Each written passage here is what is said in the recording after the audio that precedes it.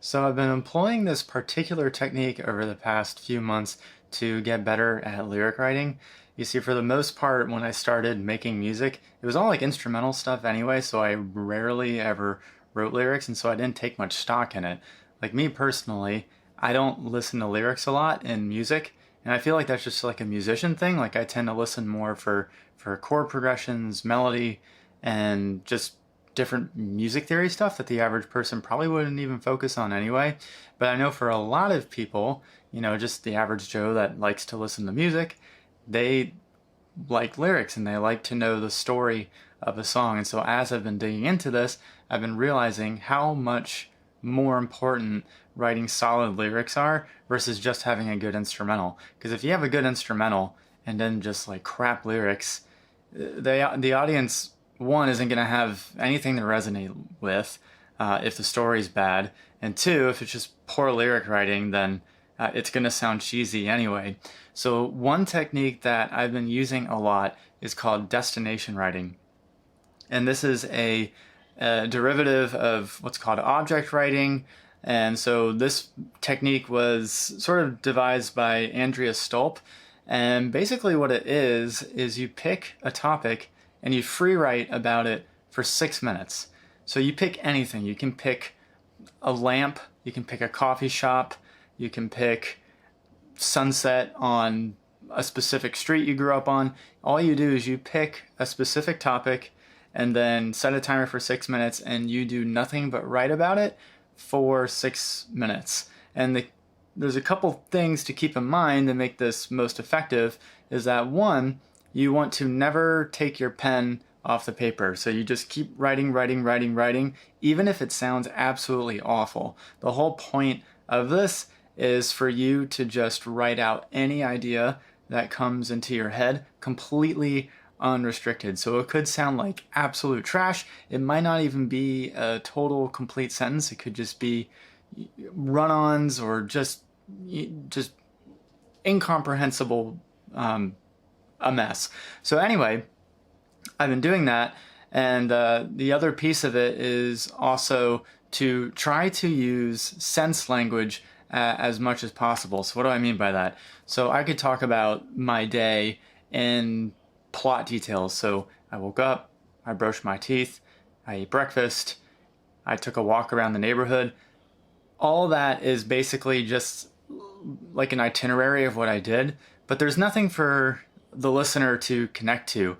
Versus if I use sense language, like I walked outside, the aroma of, I don't know, oranges, I live in Florida, the aroma of oranges spread through the air as I felt the crisp breeze, I don't know, caress my cheek, I don't know, random stuff. Basically what you're trying to do is utilize all the senses that you have, sight, touch, smell, feeling, movement, all of those to try to paint a picture of what you're describing and what's going on. And so that's the hard part, because it's very easy to just come up with plot details and to just say what has happened, but it's more difficult to talk about actually what's going on around you, because it takes more imagination, especially if you've picked a random topic. So basically what I do for this is I wake up at 4:30 in the morning on most weekdays, just because that's when I go to the gym, but I've set aside enough time to be able to do this. So I actually have a notebook that I do all of my destination writing in. And so if you look, I mean, the interesting thing about this is that because it's so early in the morning, my mind is barely even awake anyway. So sometimes I pick some really just dumb things to write about. So for example, so the first one, where is it here? Here we go. So we have laundromat. So I wrote about a laundromat. We have shopaholic. There's breakfast table in the morning. Jacket. Hotel room. I mean, the list goes on. They're just super random topics. Living room couch. Dog park. And just to show you how do I even want to do this? To show you how ridiculous this is, I'm going to read one of these.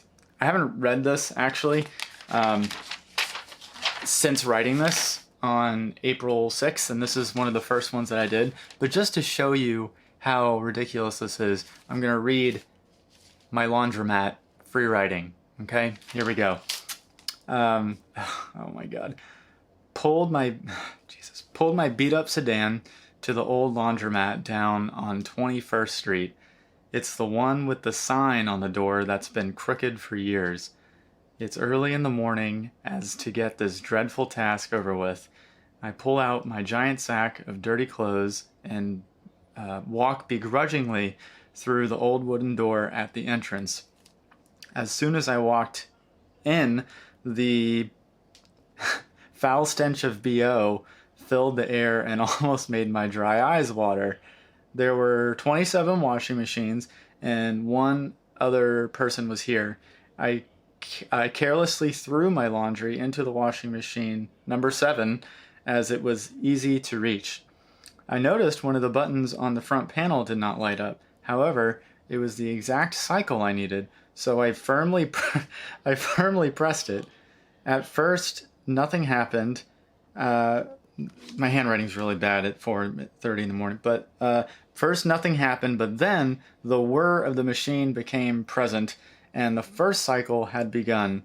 All around me, I could hear the mixing and whirring of washing machines. Okay, so obviously this would not be a song, but that's really not the point. I guess it could be a song, but I don't think a real listenable song. To be a real niche audience. But anyway, the whole point of this is to, one, get out of your own head. I find that that is one of the biggest realizations I've had since doing this, is that a lot of times I get in the way of myself when I write lyrics. So I try to pre-plan the perfect thing that I want to say, when really I should just be writing things down and then edit as I go along. The other thing, again, this was from back in April, so I'd like to think I'm a little bit better now that I've done this for a few months now.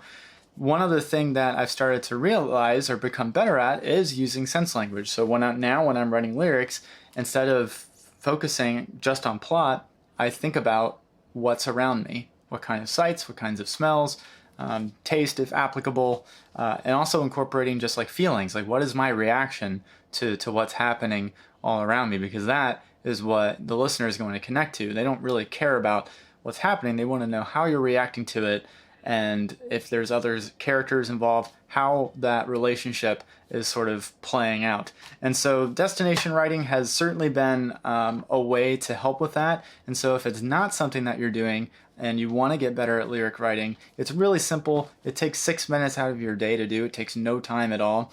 And it's one of those things where you don't really see results right away, but kind of like things like meditation, you start to notice it as time goes on. And so I would definitely recommend it. And if you need any tips on it, leave a comment or send me a DM on Instagram and I can try to help out. Otherwise, check out this other video that you might find helpful. And until next time, I will see you in the next video.